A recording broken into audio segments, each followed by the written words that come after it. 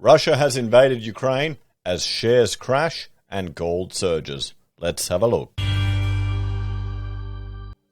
Hello everyone, Florian.Heise here and welcome to another episode of HeiseSays. Grab your stein of coffee. I'd like to have a look at this article from the ABC discussing the Russian invasion of Ukraine. Well, there you go. 2022 is starting with a bang, isn't it? So, Russia has invaded the Ukraine. Here's what you need to know. Now, I wonder if they're going to make any mention of the Ukrainians cutting off water to Crimea. We'll have to see.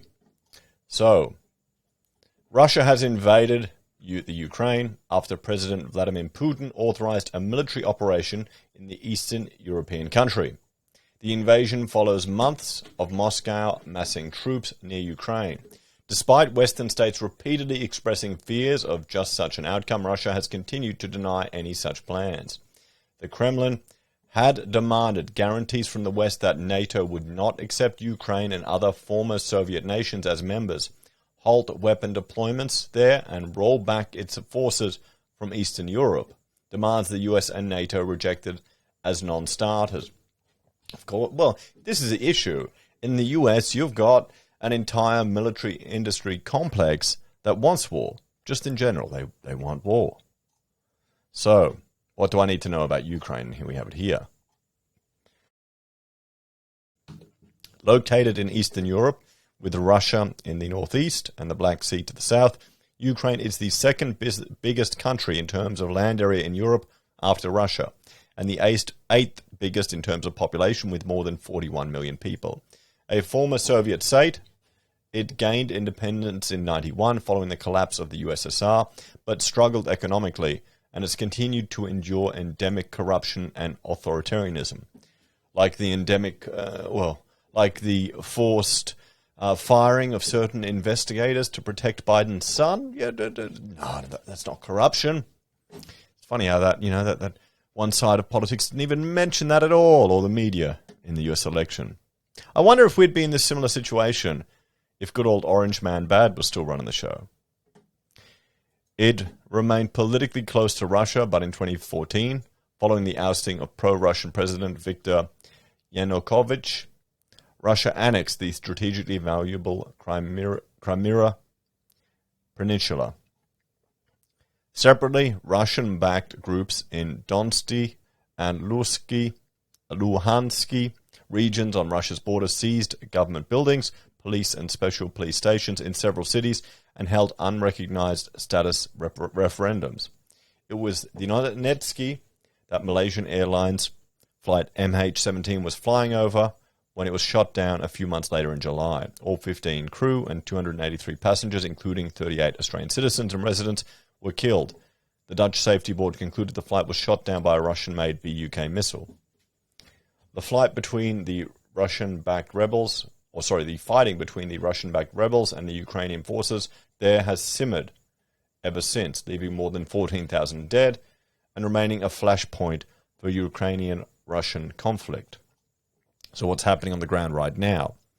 Ukraine's President Volodymyr Zelensky has confirmed that missile strikes had been carried out on infrastructure and border guards. Explosions have been heard in the capital Kyiv, Odessa, and other cities across Ukraine. Mr. Zelensky has urged people to stay home as much as possible, but said that the country was ready for anything. Russian troops have entered the southern port city of Mariupol and Odessa, as Ukraine's foreign minister, Dmytro Kuleba, warned a full-scale invasion was unfolding. When announcing the military operation, Mr. Putin warned other countries that any attempt to interfere with the Russian action would lead to consequences you have never seen. The world can and must stop Putin, Mr. Kuleba tweeted. The time to act is now. So why is Russia invading Ukraine? Russian President Vladimir Putin has consistently maintained that Russia had no intention of invading Ukraine, so his motivations remain unclear. Possible rationales include preventing Ukraine from joining NATO, a personal quest to reunite Soviet countries and regain the USSR former glory, to increase Mr. Putin's domestic influence or to provide guaranteed access to fresh water for the Crimea, I'm not pronouncing that right, peninsula. That's what I thought this was about. Because you've got millions of people there who don't have access to fresh water, and the Ukraine have cut off access to the water for them. So, Alexei Morieva, an associate professor at National Security and Strategic Studies at Curtin University, told the ABC Mr. Putin wanted to use Ukraine as a neutral buffer zone against NATO. Ukraine has just become an area of proxy conflict between Russia and the United States, he said. And what's wrong with that? Do you have any issues? How do we get here? Russia's build-up of forces near Ukraine began nearly a year ago in March and April last year, when more than 80,000 troops moved into the region. Some were removed in June last year, but Russian forces began to amass in even greater numbers at the end of the year, with some estimates since then putting the total at well above 130,000. In December, Moscow issued a series of demands, including that Ukraine never be granted NATO membership and that the alliance be rolled back from Eastern Europe, accompanied by vague threats of military response. The US and NATO formally rejected the demands in writing in January. In response, Mr. Putin said the US and its allies had ignored Russia's top security demands, but Moscow remained open to more talks. Talks have been continuing in earnest, with meetings both in person and via phone and video link between leaders including Mr. Putin, Mr. Biden, French President Emmanuel Macron, German Chancellor Olaf Scholz, and Ukrainian President Zelensky. All the while, Mr. Zelensky tried to play down the threat. Anxiety about an imminent Russian offensive soared after Mr. Putin recognized the separatist region's independence on Monday, endorsing the deployment of troops to the rebel territories and receiving parliamentary approval for the use of military force outside the country. The West has responded with sanctions. Prime Minister Scott Morrison said Australia would join other Western nations to impose sanctions, announcing 8 individuals on Russia's National Security Council who are aiding and abetting the invasion would be targeted. So how big is Ukraine's army? According to a report by the U.S. Congressional Research Service in Washington, Ukraine's army has about 150,000 troops, up from about 6,000 in 2014. The army is the largest component of Ukraine's military and includes mechanized, armored, missile and artillery, army aviation and air defense units, the report said. Ukraine lost nearly 2/3 of its navy when Russia annexed Crimea and has since embarked on a mosquito fleet strategy and a significant part of its air force. Russia captured or shot down multiple fighters, fighter bombers, helicopters and transport aircraft during the conflict, the report says. These losses weakened the air force, which previously had suffered from years of neglect and underfunding. Most of Ukraine's planes and air defense systems are over 30 years old. The report says Ukraine also had a small but elite air force, a volunteer reserve force, which is growing to about 130,000 members, and about 400,000 veterans who have combat experience in the separatist regions. In the past few months, the US and NATO members have been providing millions of dollars worth of military equipment to Ukraine, including anti-tank missiles, anti-armor artillery, anti-aircraft missiles, heavy machine guns, small arms and ammunitions, secure radio systems, medical equipment, and more. The Biden administration has made it clear the US would continue to support a Ukrainian insurgency following any invasion. So what happens now? Because Ukraine is not a member of NATO, Ukraine is expected to be on its own in terms of fighting forces. The US and NATO have all made clear they will not get involved in fighting on the ground. There is not going to be any American forces moving into Ukraine, Mr. Biden told reporters in January. Let's hope he really sticks with that. Let's hope he doesn't exacerbate this. Asked by the BBC if there were any scenarios in which British troops would be deployed to Ukraine, UK Foreign Minister Liz Truss said, that is very unlikely.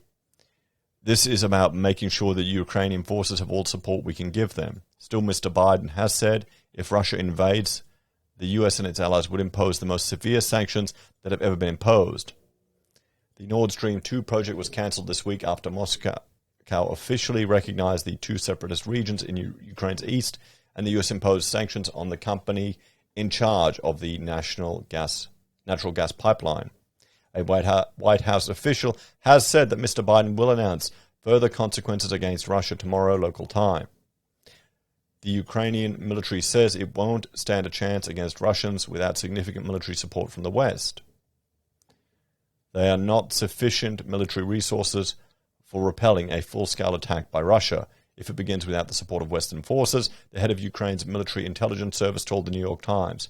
However, former Ukrainian Minister of Defense Andriy Zagor-Dienkyuk last month wrote that Russian forces would face a combined Ukrainian military of around 500,000 personnel, including reserves.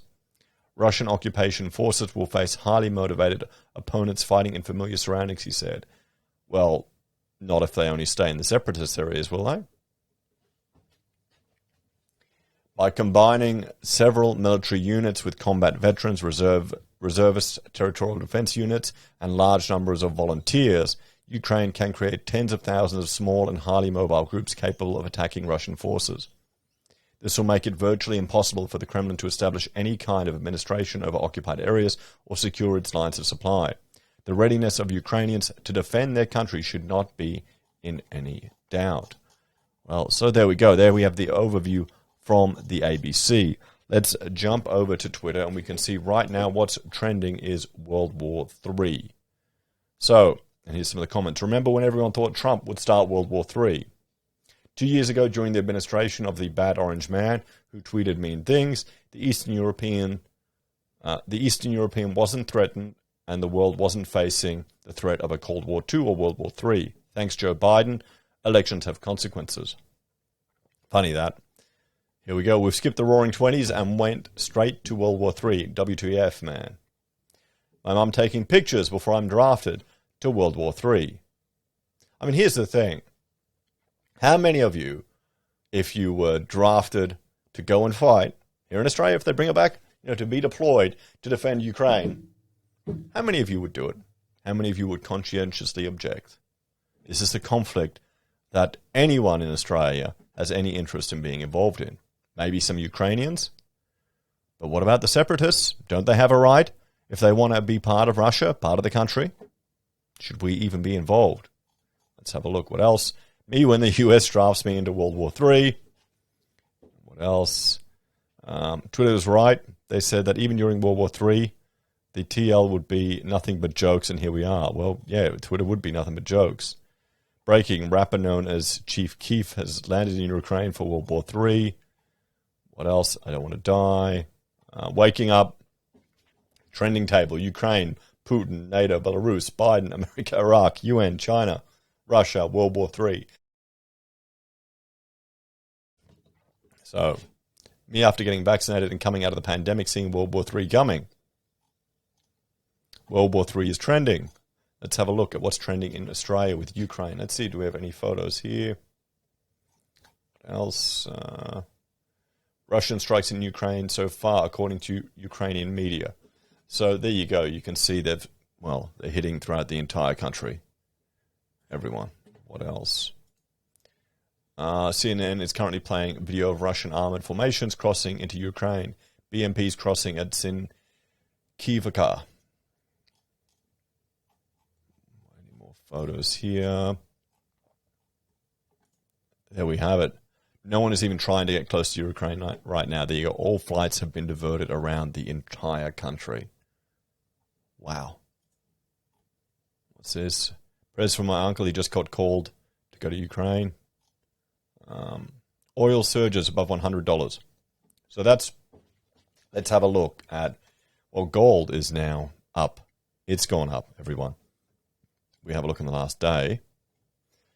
There you go. Boom, it's shot up. 19. If we go to 50 years, there you go. We're nearly at the 2020 levels, guys. We look at the stock market here in Australia. It's crashed today. As a response to this, people are panicking. People are worried. In the US, there we go. There you go. Boom. Crash. Again. The 500. Crash. Again. Let's check out another commodity. We'll look at silver. It's jumped right up. Crude oil is up. Brent is up. Natural gas is up. Gasoline is up a lot. Iron ore, guys, it's remained pretty flat. What else? Currencies. The euro to US is down. Great pound is down. US dollar to Japanese yen is down. Everything else seems to be up. And crypto. Well, as gold has shot up, crypto has just crashed right down to $34,000, everyone. Dropped 8% in a day. Let's have a look at CoinMarketCap. So there you go, in a day, 7.8%. Ethereum, 11.5%. So where we've got a global conflict with oil up over $100 again, gasoline up, gold and silver up, Bitcoin has crashed. The stock market has crashed. So the thesis that these crypto is safe for conflicts, maybe that has now been proven wrong. We'll have to see. So let's have a bit of a talk about all of this.